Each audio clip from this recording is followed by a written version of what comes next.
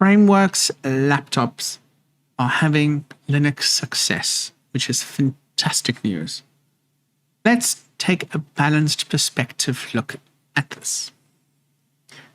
At the moment, the framework machines are outselling Windows, especially on the new Framework Laptop 13 Pro. In fact, it's done so well, it's selling far above their forecasts, and the first 7 batches are sold out completely already. And that's still with the interesting price tag. And the first batch is only going to start shipping in June, and high demand configs in July. Framework 13 Pro is memory storage up to 64 gigs of RAM, terabyte of data storage. You can have a Core Ultra X9 or the X7 and a 2.8K touchscreen.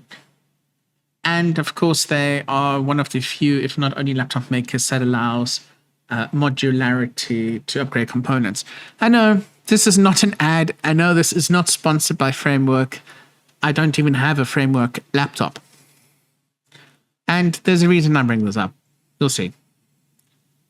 Why is Linux actually winning with Framework? Well, on the positive side of it, it's because this machine has been marketed as a Linux laptop, and it ensures it has compatibility. And there's a shared DIY culture between the Linux community and Framework, aka do-it-yourself. And Linux has really matured as a desktop operating system, and it's really as polished as a lot of the rivals. One of the distros for it, and I believe it is officially Ubuntu certified now. And of course, that means long-term support, hardware, wider support, free and open source, and all that good juicy stuff. But there is another reason as well that it might be doing well that you don't really see people talk about, and I'm trying to be balanced here. If you take this laptop with Ubuntu, it's going to cost you a whole extra $3. Of course, you're paying for hardware for the machine, but you're not going to pay for Ubuntu because it's free. If you choose the Windows option, right, you're paying anywhere between another $139 to $200. You do have to request that you want Windows 11, and then you can get your proprietary license. But that is an additional cost factor as well. You do have to ask, with the shared values, the DIY culture, and that natural overlap between the two, folks, of course, can go ahead and replace parts instead of replacing whole laptops. Although I haven't come across a single person that does that with one of these yet, but maybe I'm living under a rock.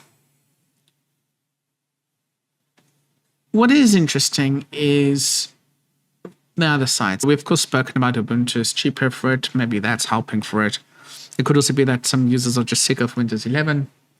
But the market implication is it could mean that Linux is now going more mainstream. Hopefully, this is going to encourage other companies to better offer Linux support, even pre-installed. I know you can buy some Lenovo's with it. Will this impact hardware companies to possibly have better support? And it might be challenging assumptions, but might still be too soon for that.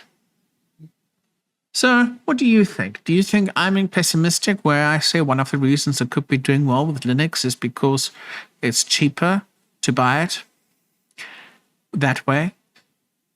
And could there be people buying these machines with Linux, then installing their own versions of Windows 11 on the side? Could be. I'd be interested to know how many of these machines stay with Linux on them. I hope all of them. I would love a Framework laptop running Artix Linux or OpenMan Driver or something like that, but who knows? It is interesting to see this happening out there. Do you own a Framework laptop? Are you considering a Framework laptop? Would this convince you to buy one? Let me know in the comments. As always, thanks for watching and bye for now.